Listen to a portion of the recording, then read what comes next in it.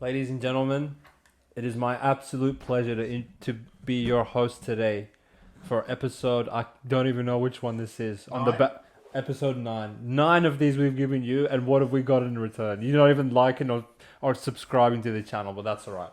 It's my absolute pleasure to give you episode 9 of the Back Yourself podcast. La-di-da-di-da. Who gives a shit about the intro? We've got important things to talk about today, don't we, my friend? We have important things to talk about. The NBA. See, we go where no other channel goes. No one else wants to go into the deepest, darkest corner of the NBA that we're prepared to do because they don't want that smoke. They don't want that fucking smoke. No, they just sit there, talk about the same shit, same teams. Bro. Hey, bro. I think Boston are good. Oh, thanks, man. Bro, I think Joel Embiid's the MVP, man. Oh, that's really good to hear, bro. Bro, I think Wembanyama is going to be a good player. Oh, you know what? That's awesome. Like, if you want that, just turn on. All right, here's the TV remote. Bang, ESPN. There. Go. Lie on the couch for 5 hours and watch that. But here, we talk about the shit that matters. We talk about who's going to make you money and who's going to make you homeless and starving on the side of the street. And speaking of starving and homeless, they're getting their own segment today, their own topic, their own window of thought. It's been 9 weeks, 9 episodes. 9 episodes in, and we've flirted with the idea of talking about the Atlanta Hawks, but we haven't actually delved into the worst team against the spread in the past 30 years, covering, if you want to call it covering, at the rate of 24%. So that means 1 in every 4 games is not even like... They can't even get to 25% for you to be able to say that they cover 1 in every 4 games. In this sport. In this sport where there's back-to-backs, back to fronts, back to sides, 3 games in 4 nights. Like the situations that you're in, like you should accidentally cover a couple of these games. But they just are mathematically... It's like they've broken physics. I'm convinced that no matter what line you put in front of them, they won't cover it. It's not like they're valued wrong. Is shocking. I have not seen that much of a deviation in the market for them, for the sports books themselves to suggest that, oh, okay, like we got it wrong with this team, right? Yeah. Like the Indiana Pacers, if they're full strength, you look at their power rating compared to the start of the season, they've significantly upgraded a couple points. Same with probably like even the higher echelon teams, OKC, Minnesota, Clippers, Boston. Milwaukee probably deserves a couple points the other way, but they're just giving Giannis and Dame a bit too much respect. You know, that's understandable. Who else has improved from expectation? Philadelphia, right? Rockets. Houston. Utah now. Yeah. Golden State has gone the other way, deservedly so. They're not great against the spread. Lakers. All these teams have had adjustments. I'm... Where's the Hawks adjustment? But in saying that, it doesn't matter. It does not matter. It doesn't matter. You give them 5 extra points, they won't cover. 10 extra points, they won't cover. I'm convinced. There has to be some inside job where before tip-off, Adam Silver goes into the Hawks locker room and he's like, all right, whatever happens, you have to lose by more than 6.5 points tonight or we're going to skin you all alive. Yeah. And they go, yeah, 1, 2, 3, 1, 2, 3 Hawks. Let's go out there and not cover again. Am I missing something here, Chris? No, look, okay. The one game I'll give him... The thing is, I think the game that struck me the most was 2 days ago when they played at Golden State, and that was in Back Yourself Premium. So for the subscribers out there, you would have got on the hammer, dropped it on Golden State minus 6.5. Easy break. Anyway, they were minus 6 on the road. Well, plus 6 on the road. Yeah. Now, I think every person in the world that watches sport knew that they shouldn't have been minus 6. Actually, plus 6. To your point, this opened at minus 6 flat, went out to 6.5, an immediate pushback in the direction of the Hawks to push it back to 6. It's because flat. it must have Why? been. It must have been in there 1 out of 4 games to cover. Maybe. So everyone's like, "Oh shit!" But look, to your point, if they did actually do it correctly, which I thought the line should have been around 10, they still didn't cover it. Exactly. If it was plus 10, the whole world, like you just said. As soon as it got to 6.5, it got pushed back immediately. Like Hawks are some sort of possessed beast on the road. And everyone, I was like, all right, fine. 6.5 seems like the right price. Okay, cool. I'll take Golden State. But even if there was it got to 10 by some miracle and there was no pushback, they didn't cover it anyway. Didn't they lose by like 17? Yeah. Like... And they were tied at half. Even the spread wouldn't have been 17. maybe 10 would have been the right The spread. absolute max But 10. still, they didn't cover the line. So on top of the fact that they're not covering Their own spread, the adjusted spread in our minds, they're still not covering. That's what I'm saying. There's no point even adjusting for them because they just can't cover anything. Like today, even today, for example, Kyrie didn't play. Dallas are on the road. Hawks are full strength. Trey came back from his concussion. Yep. Sorry, they were minus. They were plus 6 without Trey. No, okay, yeah, right. But, on top of that, but this is just another example of if you're doing everything right as a sports bettor and you deserve to be rewarded on not every bet. You know, closing line value it's useful until the game tips off and it's not useful anymore. But if you took Hawks when this market opened, when Trey and Clint Capella were questionable and Kyrie was questionable, you're getting plus 2.5 and you're getting them about plus 210 on the money line, right? So you're getting an underdog at home that closes as a -2 favorite. This has moved 4.5 points on player movement, on money movement, and what happens? They just or Luka, you want 2 more points every single time you go down the floor. Just go score again.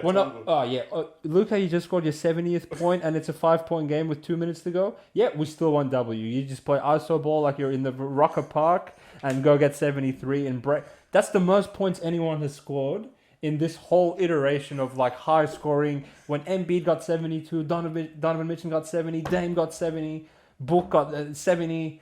All these chumps are getting 70 points, and Hawks gave up the most to anyone. Yeah, and on top of that, you got 73 on 85% shooting. 79% shooting. 79% shooting. Hawks, what the fuck are you cunts doing? What are you guys doing? Seriously. Like I don't think. Did someone else? I don't think Quinn Snyder's a bad coach. They don't have terrible defensive personnel outside of Trey, right? DeJounte is an All-NBA defender. Clint Capella's been an All-NBA defender at some point. What's your strat? I'm telling you, it's an inside job, Chris.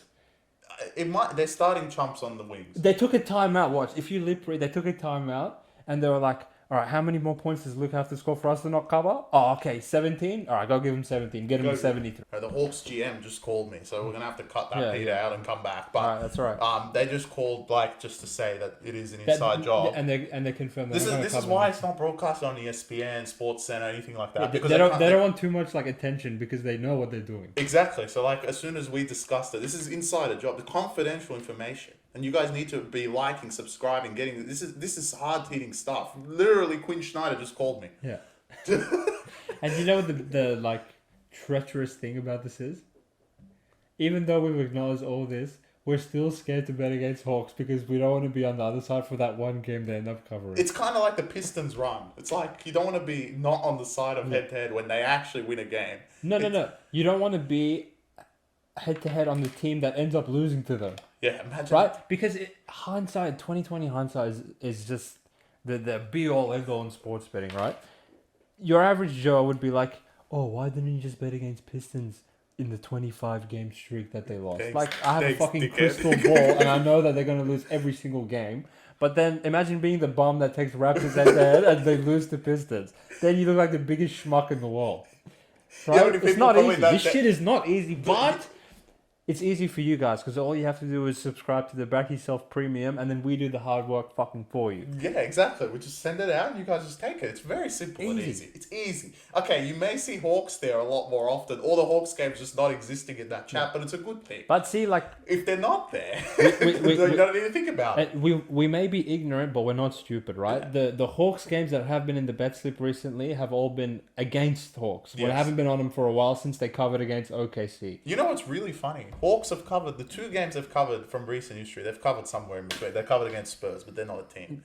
They covered against OKC, who was number 1 against the spread, and they covered at home to Philadelphia as well. No, in Philly without Trey, which is number 3 against the spread. Yeah. But these idiots, it doesn't matter what you do now. It's getting to a point now. I think it's been 6 or 7 in a row. This is ridiculous. They can't cover anything. I think today's line was just with them all playing. Well, Kyrie didn't play. I don't think you can put that Dallas. Well, Kyrie didn't play. It would have been Pick'em. It's up for debate, right? You cannot put Hawks Pick'em at home. Do you think the right team was favored? Yeah, with everyone playing. I'm at a point where I'm seriously questioning if you can favor Hawks. I'm serious. You have to favor Hawks. For what reason? They're putrid. They're at home. It's the A. Why can't they not defending the A anymore? I don't know. This is like a same. They can't even defend at home anymore. It's just ridiculous. They can't do anything. They can't cover, Chris. I don't know why, but they cannot cover. I'm speechless, mate. I cannot put my finger on why they're so bad. They can't defend. They're not the only team in the NBA that can't defend. No. But they can't defend and they don't have size. See, DeJounte, he's not big, right? Yeah, he's pretty big. For a guard. For a guard, he's big, right? Yeah. But their wings are literally the same height. Yeah, but... Jalen Johnson and Sadiq Bey, who apparently starts now. Yeah, sure. And then they just rely on Capello in the paint, which is never there because he's 50 years old. And Trey already can't defend. Some of the baskets they were giving up today. But what I'm saying is that's not unique to them. There's a lot of teams that can't defend. Hornets can defend. Why aren't Hornets 1-4 against the spread? Yeah, because they're plus 50 every game. Yeah, but they go and win outright. Yeah. That's not like a handicapping thing. The Hawks are just arse. But I don't know why they're so garbage. There was another thing. There was a thing last year. Someone was this garbage against the spread and all of a sudden made the NBA Finals. Not that I think Hawks will get. Yeah, Miami were worse last year. Miami were actually at the same point, if not worse, last year. No one's ever. No one's been to Hawks level, but they were to your point, they were literally dead last against the spread. And then all of a sudden, plus 10 at home, plus 10 on the road, they covered any line and they ended up making the NBA Finals. So. Yeah. Atlanta, don't get your hopes up. You guys are garbage. But to your point, right? They're teams can go on runs of covering a bunch in a row, not covering a bunch in a row. If you look at the table of who was covering earlier in the season, right? You see Clippers at the bottom. You see Utah at the bottom. Yeah. You see Brooklyn at the top. Yeah. And now those have literally flipped around. Everyone's Clippers have covered 13 of their last 16. And Brooklyn haven't covered in 3 months. There's a case now that this actually could turn around this season after today. Not season, because they're shit. But it wasn't a national televised game, but everyone would have watched the highlights of how the hell this guy scored 73 points on 80, whatever shooting, 79% shooting, right? So they would have been like, Hawks are garbage. We are now going to put the Hawks at home. I mean, if they play any competition now in the West, they're going to be underdogs at home. So you're saying that they're conceding that to Luka is so egregious that that's actually going to give people in the market motivation to bet against Hawks, and the people that want to bet on Hawks will be like, no way, I'm doing... Because imagine you put money on Hawks and you watch Luka drop 73 on your bet. Exactly. You probably are doing a physical laborer's job, or you're wasting your brain away in an office 9 to 5 to take your hard-earned money and put it on Hawks and watch them concede 73. That's what I'm saying. So not double until this could have been the worst thing, because Hawks not covering against the spread. The casual person that's just watching, Hawks are 10th, 9th, whatever they are in these. They're in the play-in. They're roughly still in the same spot that they should be. Yes. If anything, Pistons or something are more of a laughing stock. But if you go and tell the average guy, if you put money on Pistons every game, you're profiting more than you would on Hawks. I think they would be I wouldn't believe that. Exactly. So, once we delve into what the spread looks like, now it's even more serious, because now the people that are even taking the spread with Hawks, knowing that they're completely garbage, and incapable.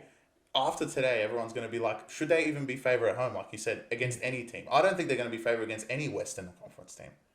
Outside of the outside of the garbage, outside of the garbage, you can't put them favourites. You can't, no.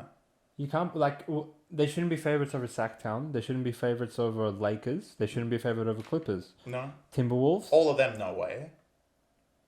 Okay, who's up for contention? Pelicans. I think Pelicans will be favourite. I think they deserve to be favourite. Yeah. Who's up to Golden State? Now we're gonna Golden State, maybe. We're gonna have to start debating Golden State, Houston. Utah would be maybe underdogs, just 2 points. Same with Houston. They're roughly the same. Golden State, well, apparently they would be underdogs, because if Trey played at Golden State the other day, it would have been 4, and you switch home court. So I guess Hawks would be favourite. Would be -1 or 2. I don't know after today. I doubt it. And that's not saying much, considering how much of a hit Golden State's taking on the market 12 as well. So maybe this will realise for all the casuals out there that are looking at Hawks' record right now, which is 18 and something, they're 10th or whatever it is, which is roughly where Hawks will finish anyway. But now, from a punting perspective, their spreads are going to start like ballooning. It has to, bro. It has to. Because at this point, like Pick'em at home wasn't enough. If Kyrie played, it would have been Pick'em. Yeah. And they would have got. You thought the score was bad. Yeah. The score would have been really bad if they played Kyrie full strength. So like. And on top of that, the games they end up covering, it's like by the sheer will they cover by like 1 or 2 points. Exactly. Right. OKC they led by 25. They only covered by 3. They closed at -1 and they covered by like 3 points. Yeah. Philly the same. San Antonio they were up 25. They covered -8 by winning by like 11. Like 10 or 10. Like you have to sweat for 48 minutes until the final freaking buzzer goes off, and you're like, wow, they covered. The confetti starts dropping in the stadium. They bring the championship out every time they cover. Oh, bro, God, the confetti's dropping. Sickening. Sickening. But like for all your Atlanta fans, you guys are garbage. But for the Back Yourself premium subscribers, and you guys all watching this, punting wise, it might be the time to start.